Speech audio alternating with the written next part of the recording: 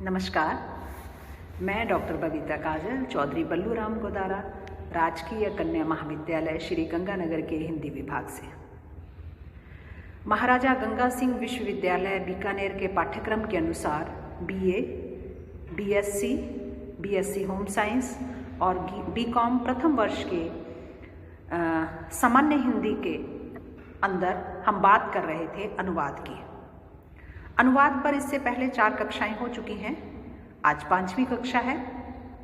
अनुवाद के अर्थ, अवधारणा, आवश्यकता, महत्व, अनुवाद एक कला, इस पर हम बात कर चुके हैं। आज हम बात करेंगे अनुवाद कैसे किया जाए, क्या उपाय अपनाए जाएं अनुवाद करने के कि वह एक अच्छा और श्रेष्ठ अनुवाद बन सके। तो आइए देखते हैं वे उपाय कौन से हैं।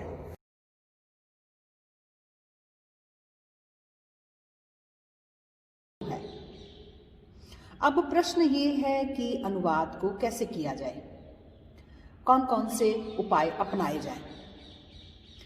तो सबसे पहले जब हम देखते हैं कि हमारे पास कोई अनुच्छेद है, मान लीजिए अंग्रेजी का कोई पैराग्राफ है, अंग्रेजी का कोई अनुच्छेद है जिसका हमें हिंदी में अनुवाद करना है, तो हम क्या करेंगे। तो सबसे पहले हमें जो अंग्रेजी का पूरा अवतरण है, अंग्रेजी का पूरा अनुच्छेद है, उसको बहुत ही ध्यानपूर्वक पढ़ना चाहिए। सबसे पहला उपाय यही है। केवल अनुवाद के लिए ही क्यों, परीक्षा के किसी भी प्रश्न का उत्तर जब हम लिखने जा रहे हैं तो हमें प्रश्न को बहुत ही ध्यान से पढ़ना चाहिए। और कई बार जब हमें वो क्या पूछना चाह रहे हैं वो एक बार में समझ में नहीं आता, तो हमें 2 या 3 बार भी उसको पढ़ना चाहिए। तो अनुवाद के अवतरण को बहुत ध्यान से पढ़ना चाहिए। इस बात की परवाह किए बिना कि कुछ शब्द या कुछ वाक्य हमें समझ में नहीं आ रहे हैं, फिर भी हमें उसको अवतरण का आशय जो है तभी हम समझ पाएंगे जब हम पूरे अवतरण को पढ़ेंगे। या एक शब्द या एक वाक्य के माध्यम से हम पूरे अवतरण के आशय का अंदाजा नहीं लगा सकते हैं। उसका आशय हमें तभी समझ में आएगा जब पूरे अवतरण को पढ़ेंगे, क्योंकि हमें संपूर्ण अवतरण को पढ़कर उसके मूल आशय तक पहुंचने का प्रयास करना है। जब हम ये कहते हैं कि हम उस अवतरण को ध्यानपूर्वक पढ़ें, तो उसके साथ एक और चीज जुड़ी हुई है कि हमें मूल आशय को पकड़कर उस अवतरण के दूसरे तीसरे वाचन में कठिन शब्दों या कठिन वाक्य रचनाओं को समझने की कोशिश करनी चाहिए। अर्थात हमें एक अवतरण को एक बार पढ़कर ही अपना उत्तर लिखना प्रारंभ नहीं करना चाहिए, अनुच्छेद का अनुवाद कर देना प्रारंभ नहीं करना चाहिए। उसे कम से कम हम 3 बार पढ़ें। जैसे जैसे हम पढ़ते जाएंगे हमारे को उस पैराग्राफ के कठिन शब्द और कठिन वाक्य रचनाएं जो हैं वो धीरे धीरे समझ में आने लगेंगी, जो पहली बार पढ़ने से पहले वाचन के बाद में नहीं आई थी। तो जैसे जैसे हम पढ़ेंगे हमें उस अनुच्छेद का, उस अवतरण का आशय जो है वो और स्पष्ट होता चला जाएगा।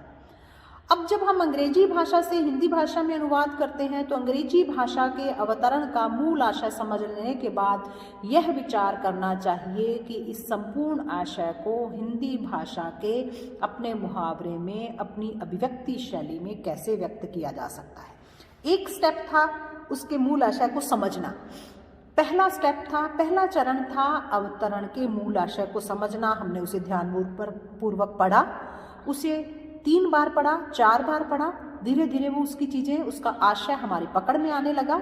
अब दूसरा स्टेप ये है कि हम उसके जो हमने समझा है आशय को, उसको हिंदी में कैसे बदलें, हिंदी के अपने मुहावरे में, हिंदी की अभिव्यक्ति शैली में उसको कैसे व्यक्त करें। अच्छे अनुवाद के लिए हिंदी मुहावरे की अपनी तलाश का काम बहुत महत्वपूर्ण है और यही अनुवाद का पुनः सृजन करने में अंग्रेजी भाषा में लिखे हुए आशय को हिंदी भाषा के अनुसार नया रूप देने की प्रक्रिया है। और अब आगे बढ़ते हैं तो हम देखते हैं कि अंग्रेजी और हिंदी के बीच अनुवाद का एक लंबा ऐतिहासिक रिश्ता है। बहुत सा जो अंग्रेजी साहित्य है उसे हिंदी में अनुवाद किया जा चुका है और जो हिंदी का है उसे अंग्रेजी में अनुवाद किया जा चुका है। तो जो अंग्रेजी के शब्दों के लिए भारत सरकार की वैज्ञानिक एवं तकनीकी शब्दावली है जो आयोग द्वारा प्रकाशित है, उन तकनीकी शब्दकोशों के शब्दों का ही प्रयोग करें ताकि अनुवाद मूल के अधिकाधिक निकट हो। इससे हम उसमें जो अनुवाद में जो स्वेच्छाचारिता है या स्वच्छंदता है उससे होने वाली भ्रांतियों से बच सकते हैं। जो कुछ विशेष टर्म्स आती हैं, कुछ विशेष तकनीकी शब्दावली आती है, वैज्ञानिक शब्दावली आती है, उसका हमें उच्चारण वैसे का वैसा ही, उसका अनुवाद वैसे का वैसा ही करना होगा। फिर ये है कि अनुवाद आम प्रचलित शब्दों का प्रयोग करते हुए होना चाहिए। बहुत ही महत्वपूर्ण चीज है। जब हमने आशय समझ लिया, ध्यानपूर्वक पढ़ लिया, आशय समझ लिया, तो जब हम अनुवाद कर रहे हैं तो हमें ध्यान रखना चाहिए कि उसमें आसान शब्दावली, प्रचलित शब्दों का प्रयोग करना चाहिए। अरस्तु ने कहा था कि अनुवादक बुद्धिमानों की तरह सोचे किंतु जन साधारण की भाषा में बोले। एक पंक्ति में उन्होंने बहुत कुछ अनुवादक के लिए मार्गदर्शिका बता दी, मार्गदर्शन दे दिया। इसलिए अनुवादक क्या करे? प्रचलन से हटे हुए जो पुराने शब्द हैं, उबाऊ शब्द हैं, उनका प्रयोग ना करें और सहज प्रचलित शब्दों के द्वारा अनुवाद करें ताकि अनुवाद की भाषा जो है वो कृत्रिम, असहज और यांत्रिक ना लगे। इसलिए हमें उसके प्रवाह को बनाए रखना है, उसकी सहजता को बनाए रखना है, उसकी रवानगी को बचाए रखना है, जिससे अनुवाद जो है वो जीवंत लगे। सामान्यतः जैसे हम एक स्टमक शब्द है उसके लिए उदर, उसका हिंदी अनुवाद उदर है, लेकिन जब हम अनुवाद करेंगे तो प्रचलित शब्द लेंगे और प्रचलित शब्द क्या है? स्टमक को पेट कहा जाता है, तो हम पेट शब्द का प्रयोग करेंगे। इसी तरह से क्राइम शब्द है, क्राइम शब्द का हिंदी अनुवाद करेंगे तो रुदन होता है, लेकिन जब हम उसका अनुवाद करेंगे, अवतरण में अनुवाद करेंगे तो हम उसका सहज प्रचलित, जो लोक प्रचलित शब्द है उसका प्रयोग करेंगे और रोना शब्द जो है उसके लिए अधिक उपयुक्त होगा।